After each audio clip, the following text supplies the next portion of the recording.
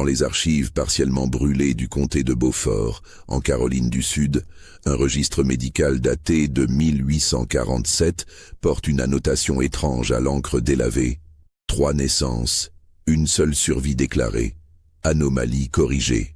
50 ans plus tard, un descendant découvrira que derrière ces mots bureaucratiques se cache l'une des décisions les plus cruelles jamais imposées à une mère.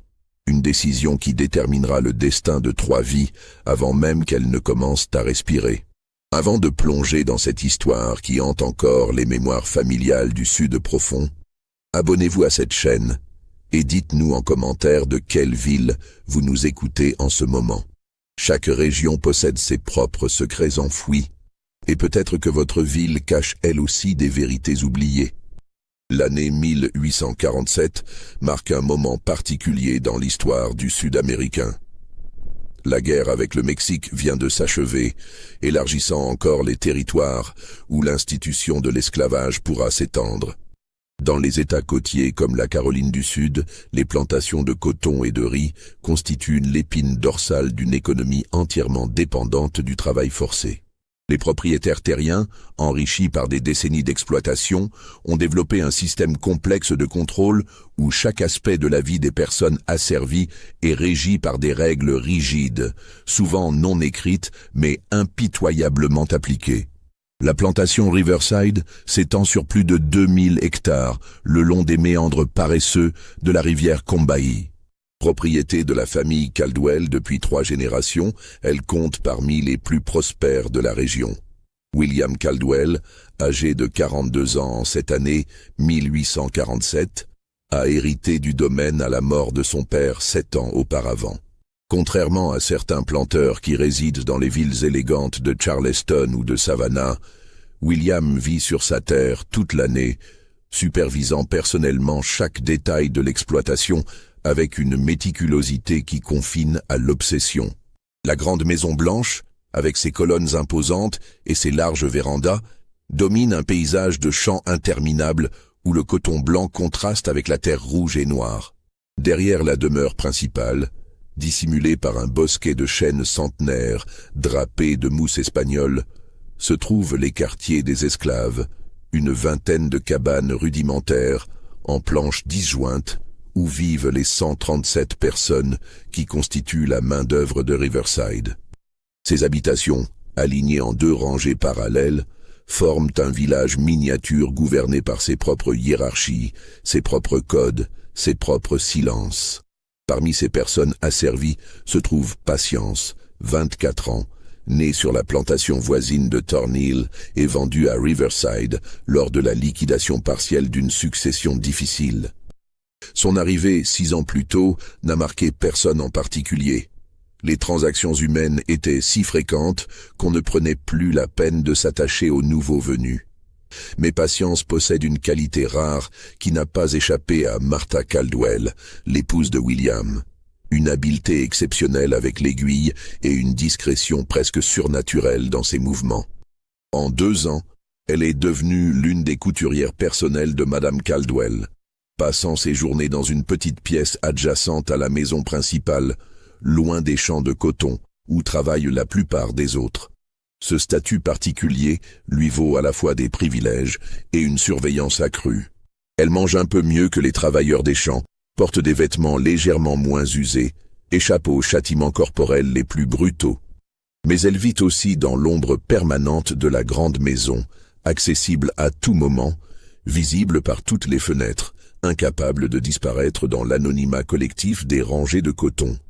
Sa beauté, une peau couleur miel, des traits fins qui trahissent un métissage quelques générations en arrière, des yeux d'un vert inhabituel, n'a pas non plus échappé à l'attention de certains hommes blancs du domaine. En 1846, Patience épouse Isaiah, un forgeron de la plantation, au Midzinse.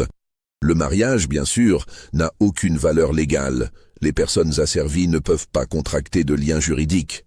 Mais il est reconnu par la communauté des quartiers et toléré par William Caldwell tant qu'il n'interfère pas avec le travail. Isaiah est un homme imposant, la trentaine, aux mains noueuses et brûlées par des années passées à manier le fer chaud.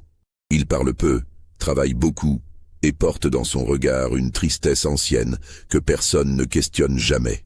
L'hiver de 1846 à 1847 est particulièrement rigoureux. Les gelées nocturnes sont si intenses que l'eau des seaux forme une couche de glace que les enfants brisent chaque matin. Patience découvre qu'elle est enceinte au début de novembre, mais garde le secret aussi longtemps que possible. Dans l'univers de la plantation, une grossesse peut signifier n'importe quoi. Une valeur accrue aux yeux du maître, un futur travailleur, ou au contraire une période de vulnérabilité où une femme devient temporairement moins utile et donc plus exposée à la vente ou au châtiment. Elle continue à coudre, dissimulant son ventre qui s'arrondit sous des tabliers amples. Martha Caldwell finit par remarquer en février et exige une confirmation du docteur Silas Pemberton, un médecin d'une 50aine d'années qui dessert les plantations de la région. Pemberton est un homme aux convictions ambiguës. Il déteste les excès de cruauté, mais considère l'esclavage comme une institution économique nécessaire. Il examine Patience dans le silence inconfortable de la petite infirmerie des quartiers, une pièce où l'odeur de moisi se mêle au relent de remèdes improvisés. « Elle est effectivement enceinte, Madame Caldwell », confirme-t-il après l'examen. « D'environ 4 mois, je dirais. Mais il hésite, pose de nouveau ses mains sur le ventre de Patience, fronce les sourcils. Il y a quelque chose d'inhabituel. Le ventre est très volumineux pour ce stade. Et je détecte plusieurs battements de cœur. » Martha Caldwell se raidit. « Que voulez-vous dire? Je crois qu'elle porte des jumeaux, peut-être même des triplés. C'est difficile à confirmer avec certitude, mais les signes sont là. » Le silence qui suit est chargé d'implications que Patience comprend immédiatement, même si rien n'est dit explicitement. Des naissances multiples, chez les personnes asservies, sont considérées comme problématiques. 3 bouches supplémentaires à nourrir pendant des années avant que ces enfants ne deviennent productifs. 3 bébés qui nécessiteront l'attention de leur mère alors qu'elle devrait travailler. Et surtout, des risques accrus de complications, de mortalité infantile, de dépenses médicales. Martha Caldwell quitte l'infirmerie sans un mot. Ce soir-là, elle en parle à son époux, et William Caldwell prend une décision qui ne sera jamais couchée par écrit dans les registres officiels de la plantation. Au début du mois de mai 1847, alors que les premières chaleurs de l'été commencent à s'installer sur la Caroline du Sud, Patience entre en travail 3 semaines avant le terme prévu par le docteur Pemberton. Les contractions commencent au milieu de la nuit, violentes et rapprochées. Isaiah court chercher Mama Ruth, la sage-femme des quartiers, une femme de 70 ans qui a assisté à presque toutes les naissances de Riverside depuis 40 ans. Mais avant que Mama Ruth n'arrive à la cabane, un message est transmis. Madame Caldwell exige que l'accouchement se déroule dans l'infirmerie de la plantation, sous la supervision du docteur Pemberton. C'est inhabituel. La plupart des femmes asservies accouchent dans leur propre cabane, assistées par les sages-femmes traditionnelles. L'intervention médicale d'un docteur blanc est réservée au cas où la mère ou l'enfant représente une valeur économique particulière, ou lorsque des complications menacent. Patience est transportée jusqu'à l'infirmerie, soutenue par Isaiah et Mama Ruth. Le bâtiment, situé à mi-chemin entre les quartiers et la grande maison, baigne dans la lumière vacillante des lampes à huile. Le docteur Pemberton est déjà présent, ainsi que Martha Caldwell elle-même, ce qui ajoute une tension palpable à l'atmosphère. Aucune des femmes présentes n'ose questionner la présence de la maîtresse pendant un accouchement d'esclave. Le travail est long et difficile. Patience lutte pendant près de 10 heures, son corps épuisé par les contractions successives. Mama Ruth murmure des encouragements, éponge son front trempé de sueur, mais évite soigneusement de croiser le regard de Martha Caldwell ou du docteur Pemberton. Il y a quelque chose d'anormal dans cette scène, quelque chose que sa longue expérience lui fait pressentir sans qu'elle puisse le nommer. Le premier enfant naît à l'aube, au moment précis où les premières lueurs roses colorent le ciel au-dessus des champs de coton. C'est un garçon, petit mais vigoureux, qui pousse un cri perçant dès qu'il respire. Sa peau est claire, presque aussi pâle que celle d'un nouveau-né blanc, avec juste une nuance dorée qui trahit ses origines mixtes. Ses cheveux, encore humides, semblent promettre d'être d'un châtain clair. Un garçon, annonce le docteur Pemberton d'une voix neutre, coupant rapidement le cordon ombilical et tendant l'enfant à Mama Ruth pour qu'elle le nettoie. Mais les contractions de Patience ne cessent pas. Quelques minutes plus tard, un deuxième enfant émerge, une fille cette fois, également vigoureuse malgré sa petite taille. Mais sa peau est nettement plus foncée, d'un brun riche qui contraste violemment avec celle de son frère. Ses traits sont différents aussi, plus larges, plus africains dans leurs proportions. Mama Ruth l'enveloppe rapidement dans un tissu, le cœur battant. Elle a assisté à suffisamment de naissances pour comprendre ce que cette différence de teint signifie dans la hiérarchie cruelle de la plantation. Elle jette un regard rapide à Martha Caldwell et voit la mâchoire de la femme se crisper. Patience, épuisée, peine à garder les yeux ouverts. « Mes bébés !» murmure-t-elle faiblement. « Laissez-moi voir mes bébés !» Mais le troisième enfant arrive déjà. Un autre garçon, celui-ci hurlant avec une force étonnante pour sa taille minuscule. Sa peau est sombre comme celle de la petite fille, peut-être même légèrement plus. Ses cheveux noirs et crépus collent à son crâne. 3 enfants. 3 vies nouvelles qui devraient être une source de joie, même dans les circonstances les plus sombres. Mais dans la petite infirmerie baignée par la lumière grise du petit matin, le silence qui suit la dernière naissance est pesant, menaçant. Martha Caldwell se lève de sa chaise dans le coin de la pièce. Elle s'approche de Mama Ruth qui tient les 2 derniers nés, examine les 3 enfants sans toucher aucun d'eux, comme si leur simple proximité la dérangeait. Puis elle se tourne vers le docteur Pemberton. « Docteur, un mot en privé s'il vous plaît. » Ils sortent de l'infirmerie, laissant Patience à demi consciente sur la table d'examen, Mama Ruth serrant les nouveau-nés contre elle avec une peur grandissante dans les yeux, et Isaiah immobile près de la porte, ses mains de forgeron crispées en poings impuissants. La conversation à l'extérieur est brève, inaudible pour ceux qui sont restés à l'intérieur. Lorsque Martha Caldwell et le docteur Pemberton reviennent, leurs visages sont fermés, impénétrables. « Mama Ruth » dit Martha Caldwell d'une voix posée, presque douce, ce qui la rend encore plus terrifiante. « Combien d'enfants voyez-vous là ?» La vieille sage-femme serre les bébés plus fort contre sa poitrine.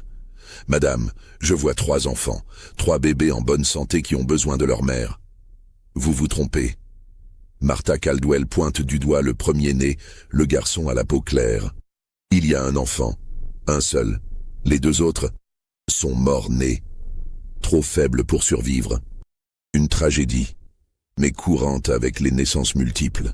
Le temps semble se figer. » Mama Ruth ouvre la bouche, la referme, comprenant soudain l'horreur de ce qui est en train de se produire. Isaiah fait un pas en avant, mais le docteur Pemberton lève une main en signe d'avertissement. « Ce sont des ordres, Mama Ruth, » dit le médecin doucement, et il y a quelque chose dans sa voix, de la honte peut-être, ou simplement de la résignation. Enregistrer une seule naissance vivante, les 2 autres enfants n'ont jamais respiré. Patience, malgré son épuisement, a entendu. Elle essaie de se redresser, tend les bras vers ses enfants. « Non, non, ils sont vivants. Donnez-moi mes bébés. » Martha Caldwell se tourne vers elle avec une expression qui mêle froideur et quelque chose qui pourrait presque ressembler à de la pitié. Mais c'est une pitié cruelle, conditionnelle. « Patience, écoutez-moi attentivement. Vous avez donné naissance à un fils, un seul. Un beau garçon qui a de bonnes chances de survie. Si vous voulez qu'il vive, si vous voulez rester ici à Riverside plutôt que d'être vendu à une plantation des terres intérieures où les conditions sont bien pires, vous accepterez cette vérité. Un enfant, un seul. Les implications sont cristallines. Le garçon à la peau claire, celui qui pourrait presque passer pour blanc dans certaines lumières, celui qui représente une valeur économique potentiellement plus élevée, celui dont l'apparence ne rappelle pas trop brutalement les mélanges raciaux que la société sudiste préfère ignorer, sera autorisé à vivre. Les 2 autres doivent disparaître. Vous ne pouvez pas... commence Isaiah, mais sa voix se brise. Il sait, comme tous ceux présents dans cette pièce, que la résistance est impossible. Il sait ce qui arrive aux hommes asservis qui défient les ordres directs des maîtres. Il sait que sa propre survie, celle de Patience, et maintenant celle d'au moins un de leurs enfants, dépend de leur soumission à cette monstruosité. Patience sanglote, son corps secoué par des spasmes d'épuisement et de désespoir. Laissez-moi au moins les tenir, laissez-moi dire au revoir. Martha Caldwell hésite, puis fait un signe de tête presque imperceptible à Mama Ruth. La vieille sage-femme s'approche de la table d'examen, pose doucement les 2 bébés aux côtés de Patience. La petite fille et le deuxième garçon ne pleurent plus maintenant. Ils sont tombés dans le sommeil paisible des nouveau-nés, inconscients de la tragédie qui se déploie autour d'eux. Patience les prend contre elle, un dans chaque bras, le premier garçon reposant déjà dans un berceau improvisé à côté de la table. Elle les regarde avec une intensité déchirante, comme si elle pouvait graver leurs traits minuscules dans sa mémoire pour l'éternité. Elle chuchote des mots que personne d'autre ne peut entendre, des prières peut-être, ou des promesses impossibles à tenir. 10 minutes, c'est tout le temps qu'on lui accorde. 10 minutes pour connaître 2 de ses 3 enfants, pour sentir leur poids léger dans ses bras, pour respirer leur odeur de nouveau-né, pour embrasser leur front tiède. Puis, Martha Caldwell dit simplement « Assez ». Mama Ruth doit arracher les bébés des bras de Patience. C'est la chose la plus difficile qu'elle ait jamais eu à faire en 40 ans de sage-femme. Les cris de Patience résonnent dans toute l'infirmerie, puis au-delà, portés par l'air humide du matin jusqu'au quartier où les autres personnes asservies se réveillent pour une nouvelle journée de travail. Ils entendent et ils comprennent immédiatement qu'une nouvelle horreur vient de s'ajouter à la liste longue et douloureuse de celles qu'ils ont déjà vécues ou témoignées. Isaiah doit maintenir Patience sur la table pour l'empêcher de se lever et de suivre Mama Ruth qui sort avec les 2 enfants. Le docteur Pemberton administre un sédatif, du laudanum dissous dans de l'eau, pour calmer ses cris qui deviennent hystériques. Dehors, dans la lumière grandissante du jour naissant, Mama Ruth marche lentement vers sa propre cabane, serrant les 2 bébés contre elle. Ses joues sont mouillées de larmes silencieuses. Elle sait ce qu'on attend d'elle, mais elle ne peut pas le faire. Elle ne tuera pas ses enfants. Pendant les heures qui suivent, tandis que Patience sombre dans un sommeil artificiel et qu'Isaiah retourne mécaniquement à sa forge, incapable de penser à autre chose qu'à ce qu'il vient de perdre, Mama Ruth nourrit les 2 bébés avec du lait tiré d'une chèvre gardée près des quartiers. Ils tètent avec vigueur, inconscients du danger qui plane sur eux. Le soir même, le contremaître principal de la plantation, un homme blanc nommé Horace Finch, vient chercher Mama Ruth. « Madame Caldwell veut des confirmations », dit-il sèchement. « Les corps, pour l'enregistrement. » Mama Ruth le regarde dans les yeux. Ce vieux regard de femme qui a survécu à des décennies d'humiliation et de tragédie, et elle ment. Ils sont enterrés déjà, dans le petit cimetière derrière les quartiers. Vous savez comment c'est avec les morts-nés, monsieur Finch. On ne peut pas attendre, pas avec cette chaleur. Finch fronce les sourcils, soupçonneux, mais il ne pousse pas plus loin. Les morts-nés d'esclaves ne méritent pas beaucoup d'attention administrative. Très bien, assurez-vous que le registre soit correctement rempli. Une naissance, 2 décès. Cette nuit-là, sous le couvert de l'obscurité, Mama Ruth entreprend quelque chose qui la terrorise par son audace et ses conséquences potentielles. Elle enveloppe la petite fille et le deuxième garçon dans des tissus doux, les place dans un panier à fond plat et se glisse hors des quartiers. Il existe, à environ 8 km de la plantation Riverside, une petite communauté de personnes noires libres établies dans une zone marécageuse que les Blancs évitent généralement. Ces gens, descendants d'esclaves affranchis, de métis jamais enregistrés comme propriété, de fugitifs qui ont réussi à disparaître dans la nature sauvage, vivent dans un état de semi-clandestinité, tolérés tant qu'ils restent invisibles et n'interfèrent pas avec l'économie de la région. Mama Ruth connaît l'existence de cette communauté depuis des années. Son propre frère y vit, un homme qui a acheté sa liberté 3 décennies auparavant grâce à des années de travail supplémentaires méticuleux. Le voyage à travers les bois et les marais est dangereux la nuit, surtout pour une femme âgée portant 2 nouveau-nés. Mais Mama Ruth n'a pas le choix.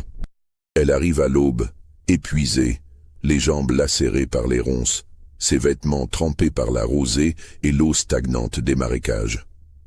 Son frère Samuel, maintenant âgé de 75 ans et presque aveugle, la reçoit avec un mélange de joie et d'inquiétude. Lorsqu'elle lui explique la situation, son visage s'assombrit. « Ruth, tu sais ce que tu risques? Si on découvre que tu as caché ces enfants, je sais, mais je ne pouvais pas les tuer.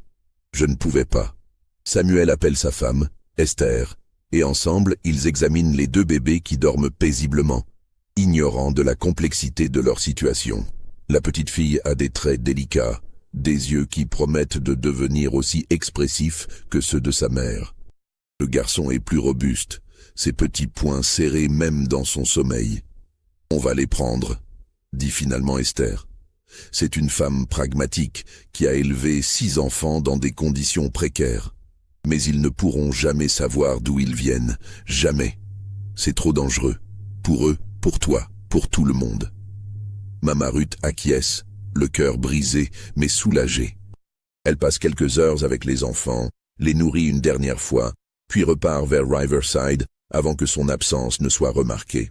Dans les jours suivants, elle dira à quiconque pose la question que les corps des morts-nés ont été rapidement enterrés selon la coutume, sans marqueur ni cérémonie. À Riverside, Patience émerge lentement de son hébétude médicamenteuse. Le docteur Pemberton lui a rendu visite 2 fois, vérifiant qu'elle se remettait physiquement de l'accouchement. Il évite soigneusement son regard, parle peu, prescrit du repos. Martha Caldwell ne revient pas à l'infirmerie. Le 3e jour, on permet à Patience de retourner dans sa cabane avec le bébé survivant, le garçon à la peau claire qu'on a décidé de laisser vivre. Isaiah a fabriqué un petit berceau en bois, ses mains habituellement si sûres, tremblant sur les outils. Le couple ne parle pas de ce qui s'est passé. Comment pourrait-on mettre des mots sur une telle chose? Le bébé n'a pas encore de nom. Dans la communauté asservie de Riverside, nommer un enfant trop tôt est considéré comme malchanceux. Trop de nouveau-nés meurent dans leur première semaine. Mais il y a aussi autre chose. Nommer cet enfant, c'est accepter la réalité de sa survie solitaire. C'est reconnaître l'absence des 2 autres. Patience allaite le petit garçon mécaniquement. Elle le regarde et voit ses frères perdus. Elle compte ses doigts, examine ses traits, et se demande si la petite fille avait les mêmes fossettes, si l'autre garçon aurait eu le même pli à l'oreille gauche. Le lait coule, le bébé tète, mais le processus semble se dérouler à une distance immense, comme si elle observait la scène de l'extérieur de son propre corps. Les autres femmes des quartiers viennent lui rendre visite, apportant de la nourriture, des conseils, leur présence silencieuse et compréhensive. Elles savent, tout le monde sait. Mais personne ne parle ouvertement de ce qui s'est passé ce matin-là dans l'infirmerie. C'est devenu instantanément l'un de ces secrets collectifs que la communauté porte, comme un fardeau partagé, enfoui sous des couches de silence protecteur. Mama Ruth vient chaque jour vérifier que Patience se rétablit correctement. Les 2 femmes échangent des regards chargés de sens, mais ne disent rien d'explicite. Patience a-t-elle compris que ses 2 autres enfants pourraient être vivants quelque part? Mama Ruth devrait-elle lui dire la vérité, ou est-il plus miséricordieux de la laisser croire qu'ils sont morts paisiblement? Ces questions restent en suspension, jamais formulées, jamais répondues. Au bout de 2 semaines, Patience donne finalement un nom au garçon. Thomas. C'est un nom simple, commun, qui ne porte pas trop de poids. Thomas pousse bien, prend du poids, gazouille et sourit. Sa peau reste claire, ses cheveux s'éclaircissent encore en séchant après les bains. Martha Caldwell vient l'inspecter une fois, hoche la tête avec satisfaction et déclare que l'enfant devra être formé pour le travail domestique plutôt que pour les champs quand il sera plus âgé. C'est à la fois une bénédiction, le travail domestique est moins épuisant et brutal, et une malédiction. Il sera constamment sous l'œil vigilant de la famille Caldwell. Pendant ce temps, dans la communauté marécageuse, Esther et Samuel élèvent les 2 autres enfants comme leurs propres petits-enfants. Ils inventent une histoire. Ce sont les enfants d'une nièce décédée en couche dans une plantation plus au nord. La petite fille reçoit le nom de Grace, le garçon celui de Gabriel. Les résidents de la communauté, habitués à accueillir des âmes perdues et à ne pas poser trop de questions sur les origines, acceptent cette explication sans insister.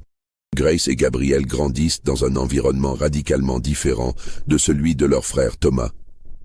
Ils sont techniquement libres, aucun document n'existe qui les revendique comme propriété, mais leur liberté est précaire, constamment menacée. Des chasseurs d'esclaves patrouillent occasionnellement dans la région, cherchant des fugitifs, et n'importe quelle personne noire sans papier d'affranchissement peut être capturée et vendue. Esther fabrique de faux documents pour les jumeaux, des certificats d'affranchissement grossièrement falsifiés mais suffisamment convaincants pour décourager un examen superficiel. Les 3 enfants traversent leurs premières années sans jamais savoir qu'ils ont des frères et une sœur à quelques kilomètres de distance.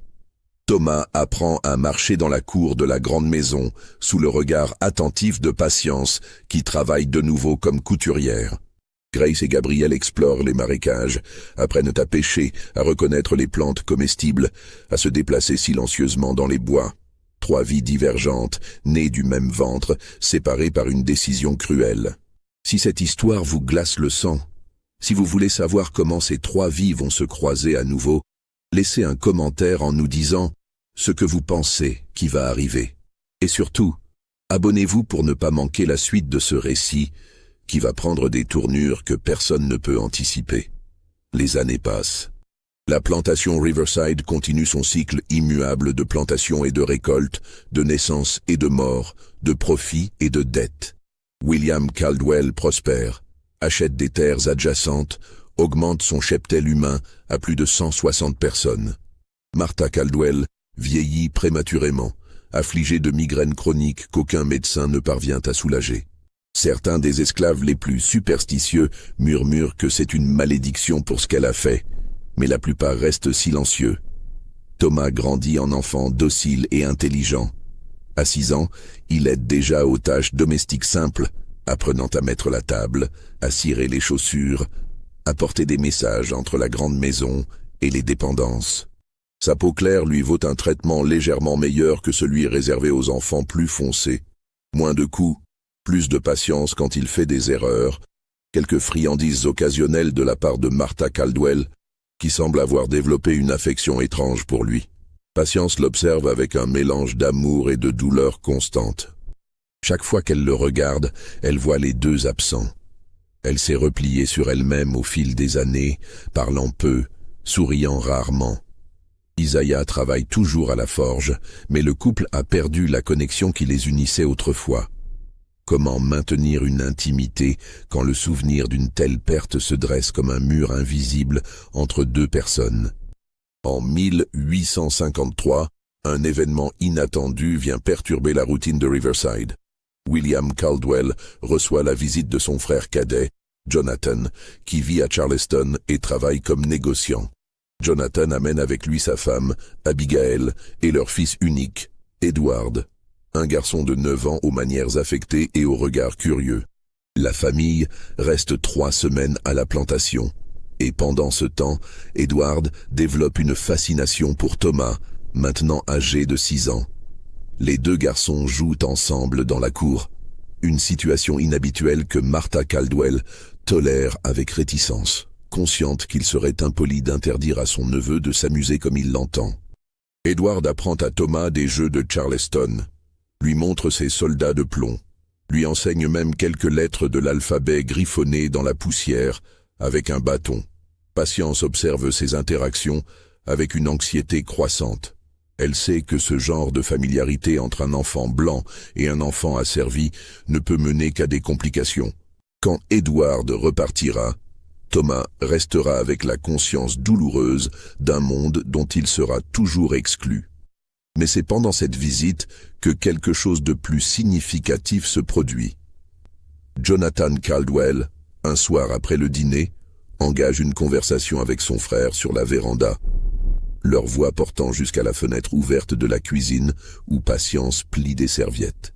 « Tu devrais vraiment considérer de diversifier tes actifs, William, » dit Jonathan. « Le marché des esclaves est volatile en ce moment. Les abolitionnistes gagnent du terrain dans le Nord. Les abolitionnistes sont des idéalistes qui ne comprennent rien à l'économie, répond William avec un rire méprisant. Le coton est roi, Jonathan, et le roi a besoin de ses sujets. Je ne dis pas d'abandonner la plantation. Je suggère juste d'investir aussi dans d'autres domaines. Par exemple, j'ai entendu parler d'une opportunité intéressante. Une communauté de nègres libres à quelques kilomètres d'ici, dans les marécages. Apparemment, ils ont des terres qui pourraient être réclamées, des gens qui pourraient être réenregistrés, si tu vois ce que je veux dire. Patience laisse tomber la serviette qu'elle tenait. Ses mains tremblent. La communauté des marécages, celle où Mama Ruth a emmené. Non, elle ne peut pas y penser. C'est impossible. Intéressant, dit William pensivement. Mais risqué. S'attaquer à des nègres prétendument libres peut créer des complications légales. Seulement s'ils ont des papiers légitimes. Et combien de ces documents d'affranchissement résistent à un examen minutieux par un magistrat sympathique? La conversation dérive vers d'autres sujets, mais Patience a entendu assez. Cette nuit-là, elle va trouver Mama Ruth dans sa cabane. La vieille femme, maintenant âgée de presque 80 ans, dort mal et se réveille facilement. Mama Ruth, chuchote Patience d'urgence. Il faut que je sache, ce matin-là, il y a 6 ans, mes 2 autres bébés, sont-ils vraiment morts? Le silence qui suit est si long et si lourd que Patience croit d'abord que Mama Ruth ne répondra pas. Puis, lentement, la vieille femme pose sa main noueuse sur celle de Patience. « Pourquoi me demandes-tu ça maintenant, enfant, après toutes ces années ?»« Parce que j'ai besoin de savoir, parce que quelque chose me dit... J'ai toujours eu l'impression. S'il te plaît, Mama Ruth, dis-moi la vérité. » Mama Ruth ferme les yeux et dans l'obscurité de la cabane éclairée seulement par une bougie mourante, elle raconte. Elle raconte le voyage nocturne à travers les marécages, la communauté libre, Samuel et Esther, les 2 enfants, Grace et Gabriel, qui grandissent quelque part dans l'ombre, ignorant de leurs origines. Patience écoute sans un mot, les larmes coulant silencieusement sur ses joues. Quand Mama Ruth termine, elle demande dans un souffle « Peuvent-ils être sauvés? Si les Caldwell découvrent cette communauté... » « Je ne sais pas, enfant, je ne sais pas. Mon frère est vieux maintenant et moi aussi. Nous n'avons pas le pouvoir de protéger qui que ce soit contre un homme blanc décidé à nuire. » Patience retourne dans sa cabane, s'allonge à côté d'Isaiah endormi et regarde le plafond jusqu'à l'aube. Ses 2 autres enfants sont vivants. Cette pensée est à la fois une joie écrasante et une terreur absolue. Pendant 6 ans, elle a pleuré des morts. Maintenant, elle doit vivre avec la conscience de vie qui continue quelque part, hors de sa portée, constamment en danger. Les semaines suivantes sont marquées par une tension souterraine que peu de gens remarquent, mais que Patience ressent dans chaque fibre de son être. Elle écoute les conversations, guette les signes que William Caldwell pourrait agir sur la suggestion de son frère. Elle observe Thomas avec une attention redoublée, le voyant maintenant non plus seulement comme son fils survivant, mais comme le frère inconscient de 2 autres enfants en danger. En septembre 1853, ses pires craintes commencent à se matérialiser. Horace Finch, le contremaître, recrute un groupe de 6 hommes, certains esclaves de confiance, d'autres blancs pauvres employés occasionnellement pour des tâches spéciales, et les envoie en reconnaissance vers les zones marécageuses. Officiellement, ils cherchent des terres cultivables. Officieusement, tout le monde sait qu'il s'agit de repérer la communauté de personnes libres et d'évaluer les opportunités d'expansion des terres Caldwell. Patience apprend cela par Isaiah, qu'il a entendu d'un des hommes recrutés. Elle sait qu'elle doit agir, mais comment?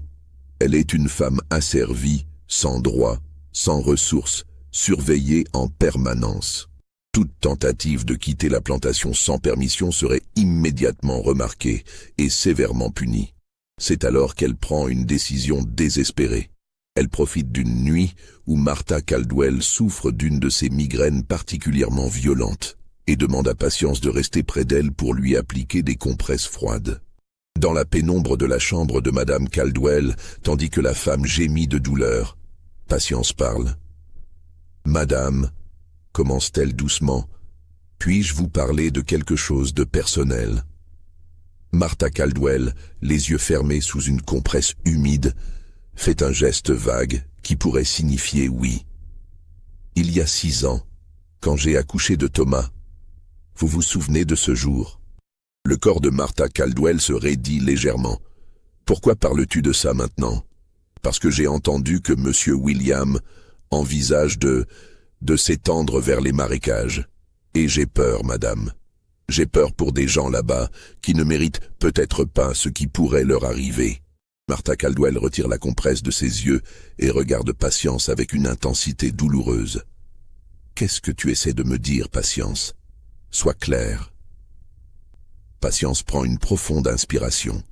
C'est le moment le plus dangereux de sa vie. Les 2 autres bébés ne sont pas morts, madame. Ils ont été emmenés dans la communauté des marécages. Ils y vivent encore.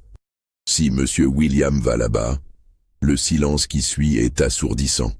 Martha Caldwell se redresse lentement dans son lit, son visage passant par une série d'émotions, choc, colère, incrédulité, puis quelque chose de plus complexe et plus troublant. « Tu mens », dit-elle finalement, mais sa voix manque de conviction. « Non, madame, Mama Ruth les a sauvés. Elle ne pouvait pas les tuer. Elle les a emmenés chez son frère. Ils ont maintenant 6 ans.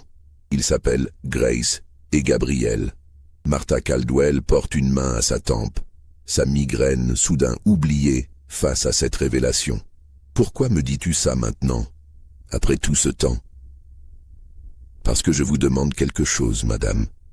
Une seule chose en 6 ans de silence. Si votre mari va dans ces marécages, dites-lui d'éviter la famille de Samuel, le frère de Mama Ruth. Laissez mes autres enfants tranquilles. Ils ne vous ont jamais fait de mal. Ils ne savent même pas qu'ils sont nés esclaves. » Martha Caldwell se lève, marche jusqu'à la fenêtre, regarde l'obscurité au dehors. Patience retient son souffle, consciente qu'elle vient de confier sa vie et celle de ses enfants aux mains d'une femme qui a déjà prouvé sa capacité de cruauté. « Tu réalises ce que tu me demandes ?» dit finalement Martha Caldwell, sans se retourner. « Tu me demandes de mentir à mon mari, de protéger des enfants qui sont légalement notre propriété, des enfants qui nous ont été volés. Ils n'ont été volés à personne, madame. Vous les avez déclarés morts. Aux yeux de la loi, ils n'existent pas.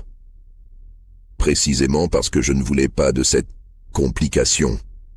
Et maintenant tu viens me dire qu'ils sont vivants, que cette vieille femme m'a défié. » La voix de Martha Caldwell monte, teintée d'une hystérie naissante. Patience fait un pas en avant, risque tout dans un dernier appel. « Madame, vous avez un fils. Edward vient vous rendre visite. Vous savez ce que c'est d'aimer un enfant. Mes 2 autres bébés ne vous coûtent rien où ils sont. Ils ne vous causent aucun problème. Laissez-les simplement vivre. » Martha Caldwell se retourne brusquement, et Patience voit des larmes sur son visage, une vision si inattendue qu'elle reste paralysée. « Tu penses que je ne sais pas ce que j'ai fait ce jour-là? Tu penses que je dors paisiblement la nuit? Chaque migraine que j'ai, chaque douleur, c'est comme si... » Elle s'arrête, se ressaisit, essuie rageusement ses larmes. « Sors, sors immédiatement. » Patience obéit, le cœur battant si fort qu'elle entend à peine ses propres pas. Elle ne sait pas si elle vient de sauver ses enfants ou de les condamner définitivement. Les jours suivants sont une torture.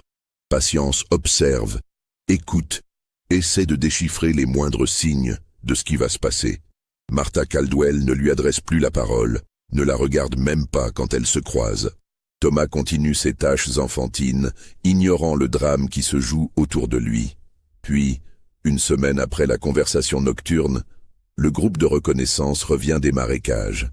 Patience les voit arriver depuis la fenêtre de la grande maison où elle travaille. Elle descend discrètement, traîne près de l'écurie où les hommes font leur rapport à William Caldwell et Horace Finch. « La terre est marécageuse, pas vraiment cultivable, » dit un des hommes.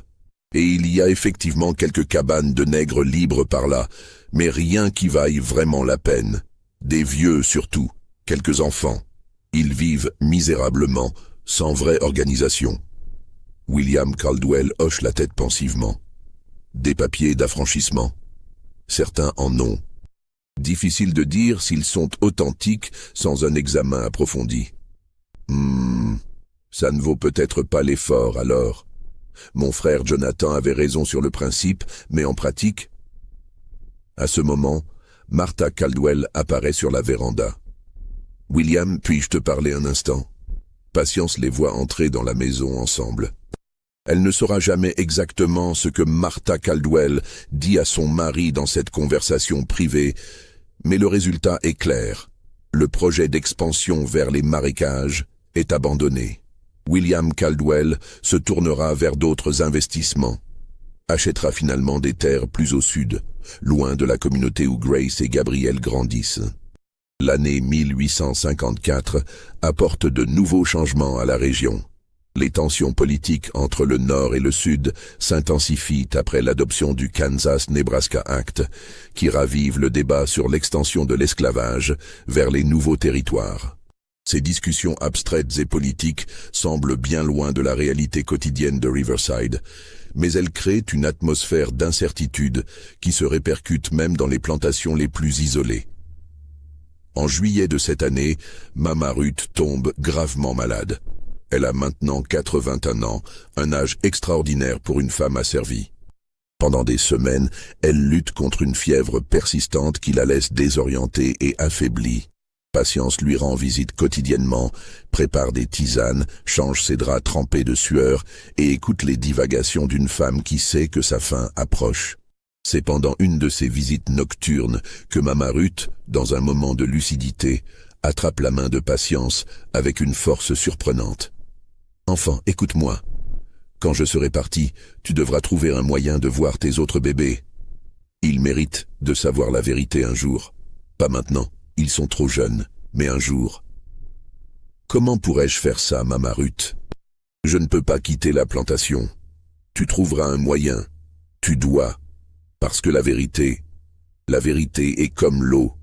Tu peux la retenir pendant un temps, mais elle finit toujours par se frayer un chemin. Mama Ruth meurt 3 jours plus tard, un soir d'août particulièrement étouffant. Son corps est enterré dans le petit cimetière des esclaves, sous un simple monticule de terre sans marqueur. Près de 200 personnes des plantations environnantes assistent à la cérémonie informelle. Mama Ruth a aidé à mettre au monde plus de la moitié d'entre eux. Les chants funéraires résonnent dans la nuit chaude, portant la douleur de générations. Patience pleure non seulement la mort d'une femme qu'elle respectait, mais aussi la perte du dernier lien direct avec ses enfants perdus. Mama Ruth était la seule qui connaissait l'emplacement exact de la cabane de Samuel, qui pouvait transmettre des nouvelles. Maintenant, ce lien est coupé. Les mois passent. Thomas grandit, devient un jeune garçon sérieux et observateur. À 7 ans maintenant, il commence à comprendre la complexité de sa position, ni tout à fait esclave des champs, ni vraiment domestique de confiance, sa peau claire, créant une ambiguïté que personne ne sait comment naviguer. Un jour de novembre 1854, alors que Patience travaille dans la salle de couture, elle entend Thomas poser une question à Martha Caldwell qui passe par là. « Madame Caldwell, pourquoi je n'ai pas de frères ou de sœurs ?» Le temps semble s'arrêter. Martha Caldwell regarde Thomas, puis son regard se déplace vers Patience. L'espace d'un instant, quelque chose passe entre les deux femmes. Une compréhension mutuelle du poids des secrets, de la cruauté des choix impossibles.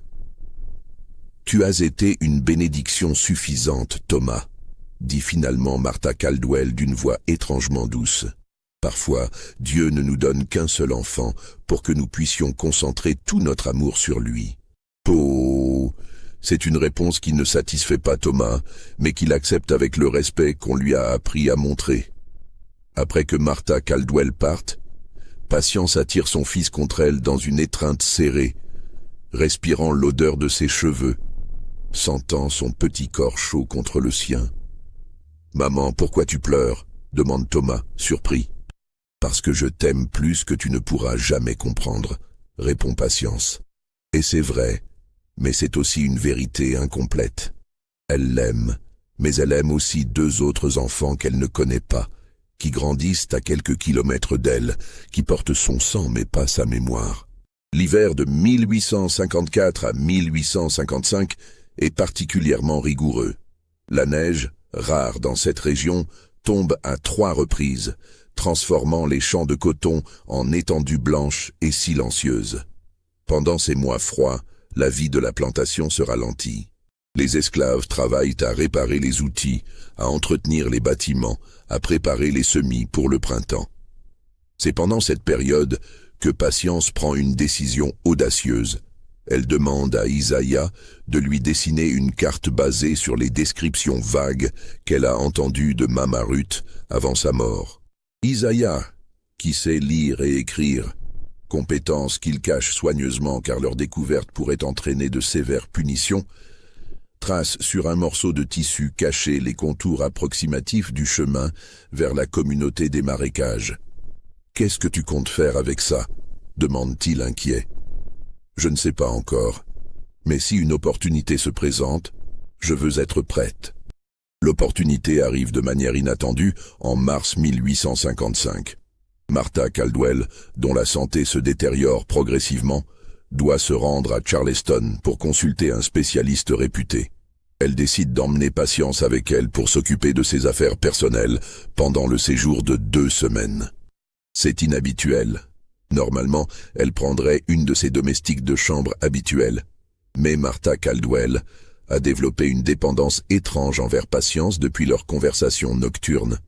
Elle ne lui parle toujours pas directement de ce qui s'est passé, mais sa présence semble la réconforter d'une manière qu'elle ne peut ou ne veut pas expliquer.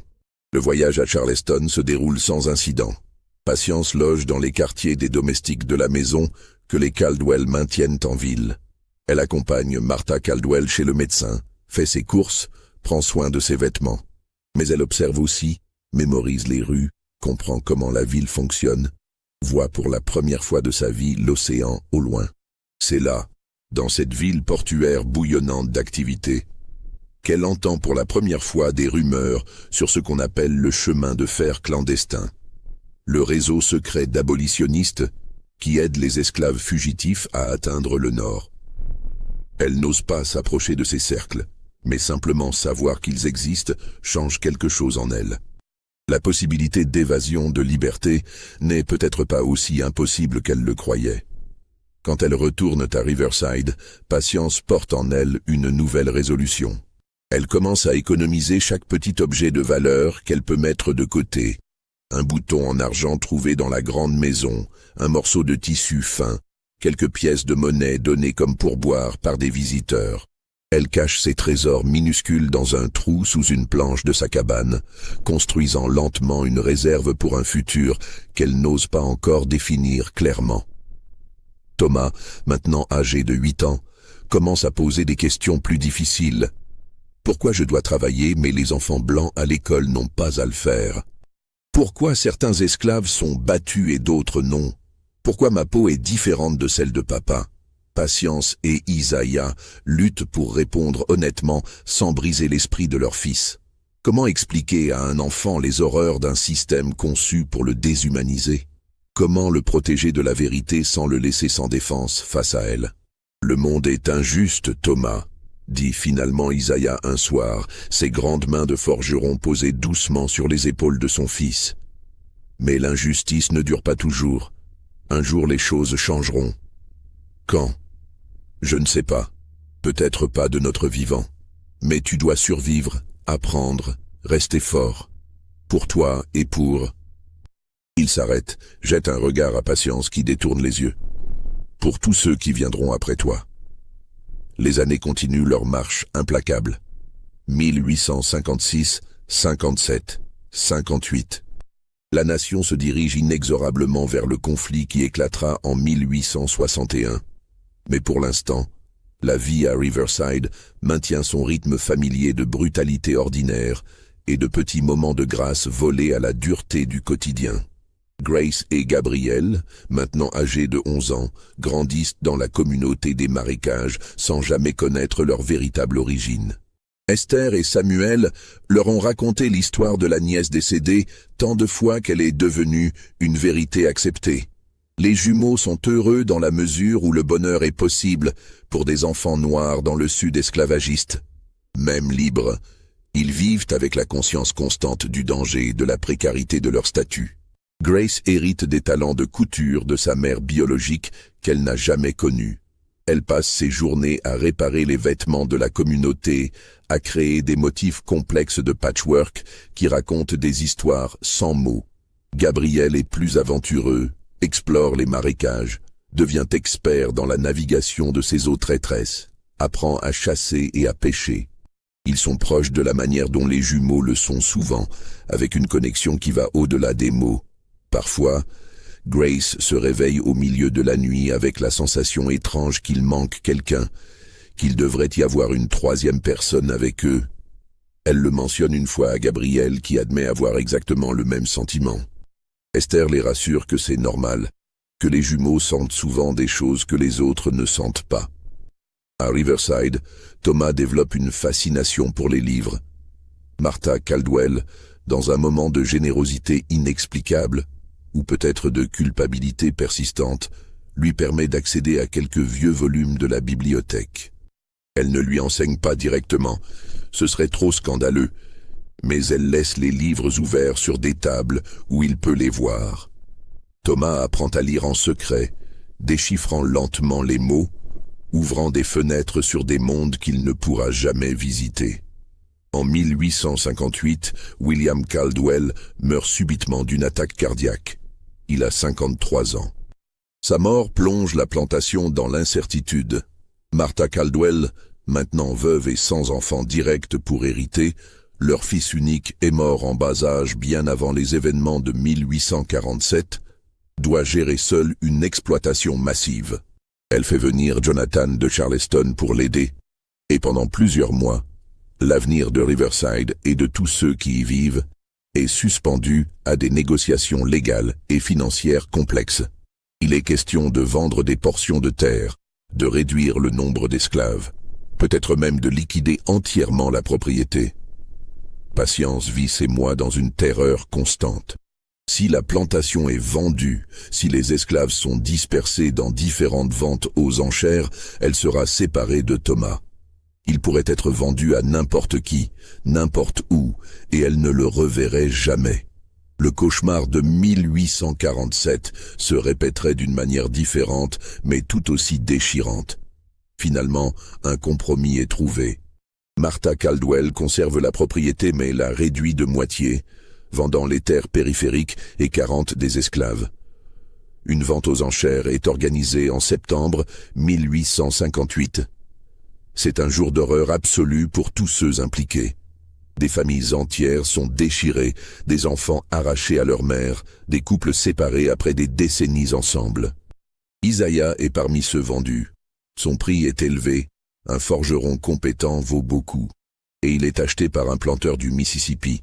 La nuit, avant son départ, lui et Patience restent éveillés dans leur cabane. Thomas endormi entre eux et ne disent presque rien. Que pourrait-on dire qui ait du sens face à une séparation permanente imposée par la cruauté d'un système qui les considère comme du bétail? « Prends soin de notre garçon », dit finalement Isaiah à l'aube. « Et si jamais tu revois les deux autres, dis-leur que leur père pensait à eux. Même sans les connaître, je les ai aimés. » « Oh, comment vais-je les revoir si je ne sais même pas où ils sont exactement ?»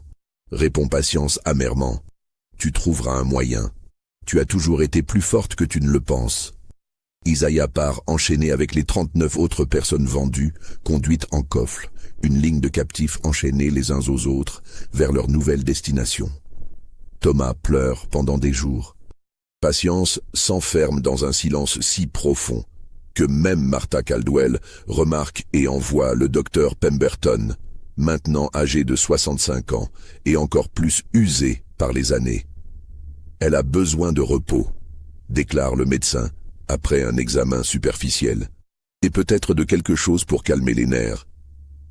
Mais Patience refuse le laudanum qu'on lui offre. Elle veut garder son esprit clair, parce qu'au milieu de son désespoir, une idée a germé. Terrible dans son audace, presque impossible dans son exécution, mais peut-être sa seule chance. L'année 1859 apporte des changements encore plus profonds. L'exécution de John Brown à la suite de son raid sur Harper's Ferry secoue toute la nation. Dans le Sud, la peur d'une révolte généralisée des esclaves inspire de nouvelles lois restrictives, plus de patrouilles, moins de liberté de mouvement même pour les personnes asservies les plus fiables. Mais c'est aussi pendant cette période que Patience commence à exécuter son plan. Elle utilise sa position de domestique de confiance de Martha Caldwell pour glaner des informations, pour comprendre qui possède quelle propriété, où se trouvent les communautés de personnes libres, quels sont les chemins sûrs à travers les marécages. En octobre 1859, Martha Caldwell tombe malade, alitée par ce qui ressemble à une pneumonie. Le docteur Pemberton est convoqué et prescrit du repos complet. Pendant 2 semaines, Patience reste pratiquement constamment à son chevet, administrant des médicaments, changeant ses draps, veillant pendant les nuits fiévreuses. C'est pendant une de ces longues nuits, alors que la fièvre fait délirer Martha Caldwell, que celle-ci commence à parler. « Les bébés, murmure-t-elle. Je vois les 3 bébés. Pourquoi ai-je fait ça? Pourquoi?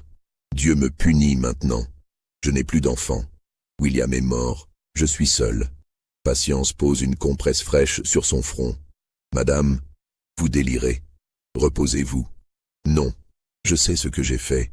Je me souviens de chaque jour. Thomas, il me regarde avec tes yeux et je vois l'accusation. Les 2 autres, où sont-ils maintenant? » C'est le moment que Patience attendait. Elle se penche plus près. « Madame, si je vous dis où ils sont, me permettrez-vous de les voir, juste une fois avant de mourir ?» Martha Caldwell ouvre les yeux, étonnamment lucide soudain malgré la fièvre. « Tu penses que je vais mourir? Tout le monde meurt, madame. Et je pense que vous portez un poids qui ne vous laisse pas de répit. Peut-être qu'avant la fin, vous pourriez faire une chose bonne. Une seule. » Le silence s'étire. Puis Martha Caldwell hoche faiblement la tête. « Si je survis à cette maladie, je te donnerai un laissez-passer pour une journée, pour aller où tu dois aller. » Martha Caldwell survit. Sa constitution, malgré les années de migraines et de maladies diverses, s'avère plus robuste qu'on ne l'aurait cru. En décembre 1859, maintenant en convalescence, elle honore sa promesse.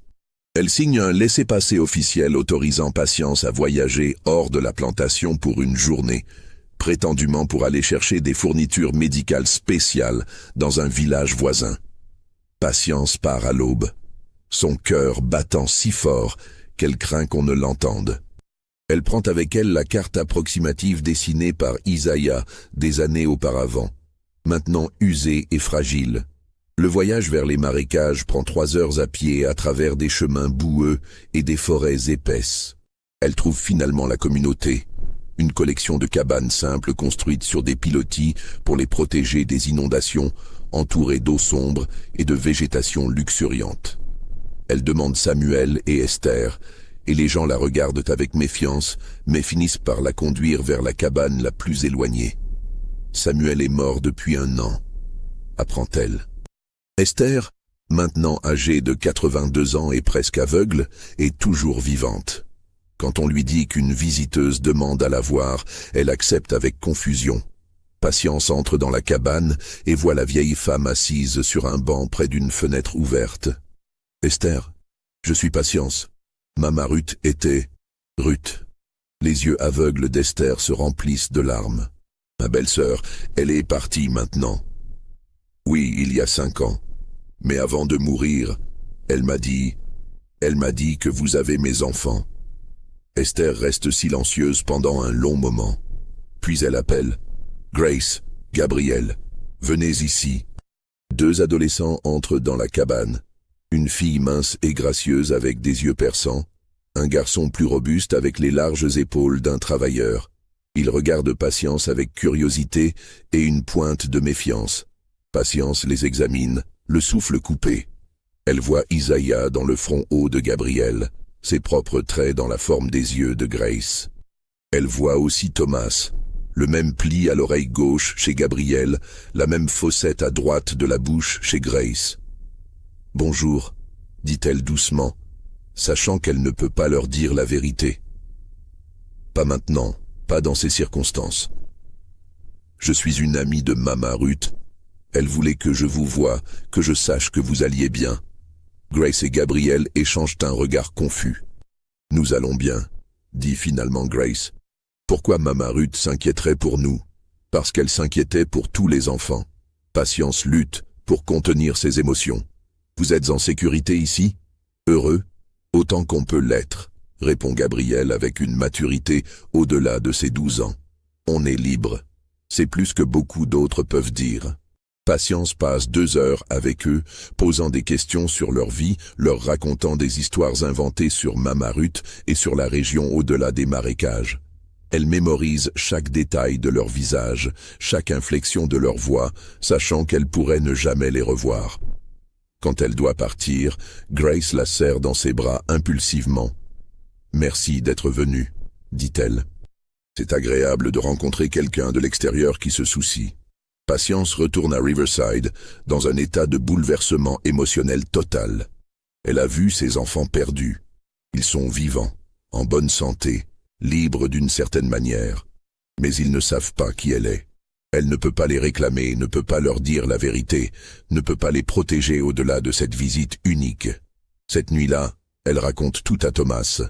Il a maintenant 12 ans, assez âgé pour comprendre. Elle lui parle de la naissance, de la décision de Martha Caldwell, du sacrifice de Mama Ruth, de l'existence de sa sœur et de son frère. Thomas écoute en silence, son visage passant par une gamme d'émotions. Choc, incrédulité, colère, tristesse. J'ai une sœur et un frère. Tout ce temps, oui, et un jour peut-être quand tout cela sera terminé, l'esclavage, cette vie, vous pourrez vous connaître vraiment. Comment? Comment ça peut finir? C'est comme ça depuis toujours. Rien ne dure toujours, mon fils. Ton père avait raison. Le changement viendra. L'année 1860 arrive avec son cortège de tensions politiques insurmontables. L'élection d'Abraham Lincoln en novembre déclenche la sécession des États du Sud. En décembre, la Caroline du Sud est le premier État à quitter l'Union. En avril 1861, les premiers coups de feu de la guerre civile résonnent à Fort Sumter, dans le port de Charleston. La guerre transforme tout. Les hommes blancs partent pour rejoindre l'armée confédérée, laissant les plantations sous-encadrées et vulnérables. À Riverside, maintenant réduite à moins de 100 esclaves, Martha Caldwell lutte pour maintenir la production avec un personnel insuffisant et des ressources qui s'amenuisent. Thomas, maintenant âgé de 14 ans, travaille comme domestique principal.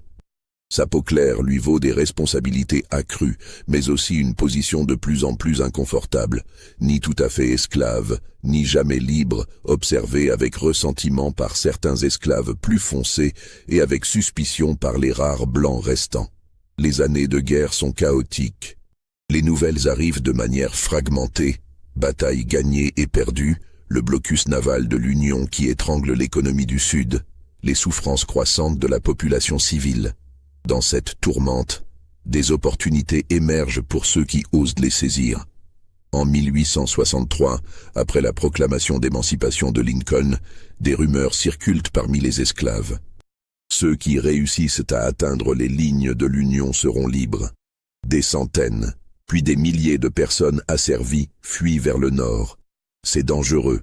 Les patrouilles confédérées exécutent sommairement ceux qu'elles capturent, mais l'espoir de liberté l'emporte sur la peur. Patience, maintenant âgée de 40 ans, sait que son temps est compté. Si elle veut agir, si elle veut donner à Thomas une chance de vraie liberté, elle doit le faire maintenant. Elle commence à planifier une évasion, utilisant les contacts qu'elle a développés au fil des années, les connaissances géographiques qu'elle a accumulées. En septembre 1863, alors que les forces de l'Union progressent de plus en plus profondément dans le territoire confédéré, Patience prend la décision de fuir avec Thomas. Ils partiront d'abord vers les marécages, récupéreront Grace et Gabriel si possible, puis tenteront d'atteindre les lignes de l'Union. La nuit choisie pour l'évasion est celle d'une nouvelle lune, l'obscurité maximale pour couvrir leurs mouvements. Patience laisse une note pour Martha Caldwell, un geste inutile peut-être, mais qui lui semble important. La note dit simplement « Je pars retrouver mes 3 enfants. Je prie pour que vous trouviez la paix que vous cherchez. » Ils se glissent hors de leur quartier au milieu de la nuit. portant avec eux seulement ce qu'ils peuvent transporter. Un peu de nourriture, des vêtements de rechange, la carte vers les marécages. Le voyage est difficile, fait de marches nocturnes et de cachettes diurnes. Ils atteignent la communauté des marécages 3 jours plus tard, épuisés et affamés. Esther est morte depuis plusieurs mois, apprennent-ils. Grace et Gabriel vivent maintenant seuls dans la cabane, se débrouillant comme ils peuvent dans un monde qui devient de plus en plus dangereux même pour les Noirs libres. Patience leur révèle enfin la vérité. La réaction est complexe, choc, colère d'avoir été trompés pendant si longtemps, mais aussi une reconnaissance émergente de connexions qu'ils ont toujours senties sans pouvoir les nommer. « Vous êtes des triplés », leur dit Patience ce soir-là, les 3 adolescents assis devant elle dans la petite cabane. Nés le même jour, du même ventre. Séparés parce qu'on m'a dit que je ne pouvais garder qu'un seul d'entre vous. Grace pleure silencieusement. Gabriel serre ses poings, la rage évidente sur son visage. Thomas les regarde tous les deux comme s'il les voyait pour la première fois. Et en un sens, c'est le cas. Ils ne peuvent pas rester longtemps. Les marécages ne sont plus sûrs avec les patrouilles confédérées qui intensifient leurs recherches de fugitifs. Ensemble, les 4 décident de tenter d'atteindre Beaufort, une ville côtière tombée aux mains de l'Union au début de la guerre. Le voyage prend 2 semaines de marche prudente, de détours pour éviter les patrouilles, de nuits passées dans des granges abandonnées ou sous les arbres. Ils sont aidés par des segments du Underground Railroad qui continuent d'opérer malgré la guerre, par des Quakers sympathisants, par d'autres fugitifs qui partagent des informations sur les routes les plus sûres. Ils atteignent finalement Beaufort en octobre 1863, affamés et exténués mais vivants et ensemble. La ville, occupée par l'Union, grouille de soldats nordistes et de milliers d'anciens esclaves qui ont afflué vers la liberté. C'est là que leur histoire aurait pu prendre une fin heureuse et simple. Mais l'histoire, surtout celle-ci, ne se termine jamais proprement. Les archives officielles du comté de Beaufort, Caroline du Sud, contiennent plusieurs documents intrigants datant de 1864.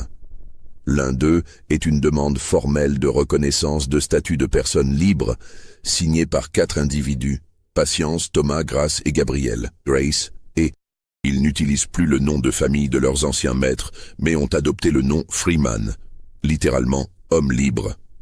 Un autre document, daté de 1865, peu après la fin de la guerre, mentionne qu'une femme nommée Patience Freeman a témoigné dans une procédure concernant l'inventaire des propriétés confédérées confisquées.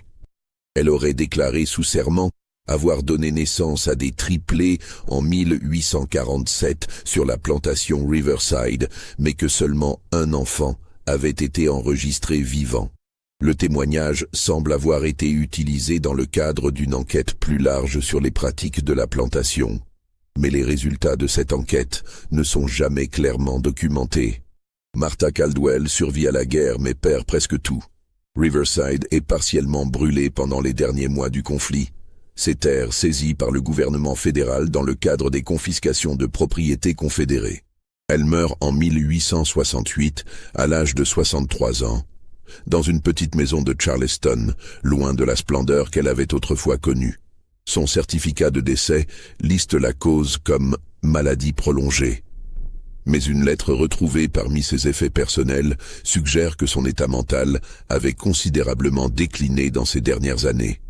Le docteur Silas Pemberton continue d'exercer jusqu'à sa mort en 1870. Son journal médical personnel, découvert par un descendant dans les années 1920, contient une entrée non datée qui dit simplement « Certaines décisions médicales hantent l'âme plus que les échecs techniques.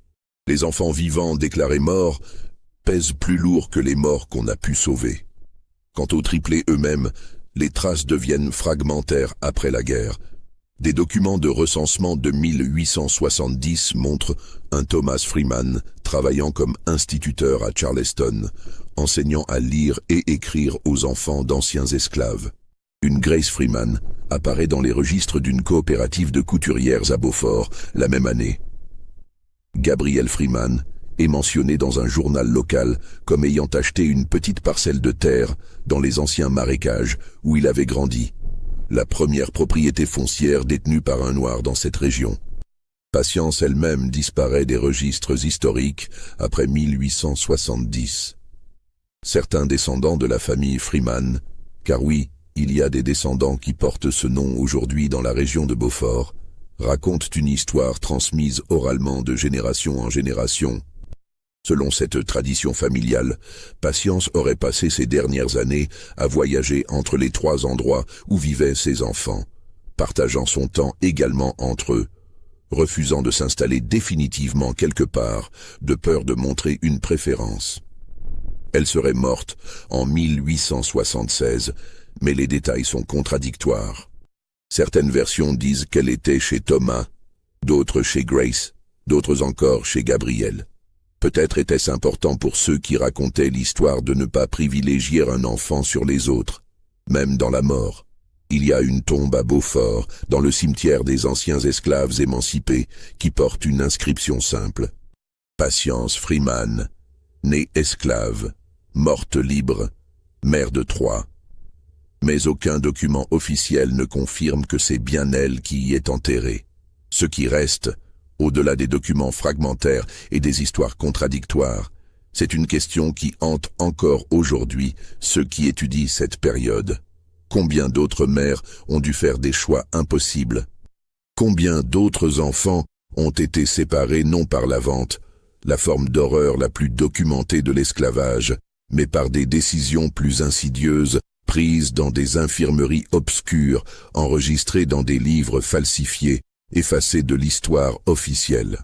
Les registres médicaux partiellement brûlés du comté de Beaufort contiennent d'autres anomalies similaires à celles notées en 1847, des naissances multiples, enregistrées comme des naissances simples, des enfants déclarés morts-nés qui n'ont jamais été enterrés dans les cimetières officiels, des écarts inexpliqués entre les témoignages oraux et la documentation écrite. L'histoire de Patience et de ses triplés pourrait être l'une parmi des centaines, des milliers peut-être, de tragédies similaires perdues dans les silences de l'histoire. Ou peut-être est-ce l'histoire particulièrement exceptionnelle d'une femme qui a réussi, contre toute attente, à récupérer ce qui lui avait été volé. Les descendants Freeman qui vivent encore dans la région aujourd'hui maintiennent que l'histoire est vraie. Ils montrent des photos délavées de 3 personnes âgées prises ensemble en 1900, qu'ils identifient comme Thomas, Grace et Gabriel, tous 3 ayant survécu jusqu'à un âge avancé. Thomas mort à 81 ans, Grace à 79, Gabriel à 83. Les 3 sont enterrés dans le même cimetière à Beaufort, leurs tombes formant un triangle parfait. Mais les sceptiques soulignent les incohérences dans les documents, l'absence de confirmation indépendante, la nature pratiquement impossible à vérifier de nombreux détails. Ils suggèrent que l'histoire pourrait être une fusion de plusieurs récits différents, une légende familiale qui a grandi au fil des générations pour devenir plus dramatique et plus complète que la réalité ne l'était. Ce qui est indéniable cependant, c'est que quelque chose d'extraordinaire s'est passé sur la plantation Riverside en 1847. Les registres médicaux portent cette annotation étrange. Des témoignages contradictoires existent dans les archives de l'après-guerre. Une communauté de personnes libres dans les marécages a effectivement disparu progressivement après la guerre, ses membres se dispersant dans les villes et les nouvelles opportunités qui s'ouvraient. Et quelque part dans tout cela, 3 vies ont commencé ensemble, ont été brutalement séparées et peut-être, ont trouvé leur chemin l'une vers l'autre à la fin. Cette histoire vous a-t-elle troublé? Vous êtes-vous demandé si tout cela pouvait être vrai? Les documents existent, fragmentaires et contradictoires. Les descendants existent, portant des histoires qu'ils ont héritées de leurs ancêtres. Mais la vérité complète, comme tant de vérités de cette époque sombre, reste enveloppée de mystère. Dites-nous en commentaire ce que vous pensez. Est-ce que Patience a vraiment récupéré ses 3 enfants? Ces documents sont-ils authentiques ou une reconstruction post-guerre? Et surtout, combien d'autres histoires similaires restent enterrées dans les archives brûlées et les silences transmis de génération en génération? Abonnez-vous pour plus d'histoires comme celle-ci. Des récits qui exhument les vérités inconfortables du passé et vous laissent avec plus de questions que de réponses. Partagez cette vidéo avec ceux qui s'intéressent à l'histoire vraie, à ces moments où la cruauté humaine et la résilience humaine entrent en collision de manière que nous n'aimons pas examiner, mais que nous ne pouvons pas nous permettre d'oublier. Parce qu'au final, peut-être que ce qui importe n'est pas de savoir si chaque détail est historiquement vérifié, mais de reconnaître que des tragédies comme celle-ci se sont produites, encore et encore, dans un système conçu pour briser les familles et voler l'humanité de millions de personnes. Et que parfois, malgré tout, l'amour maternel trouvait un moyen de survivre.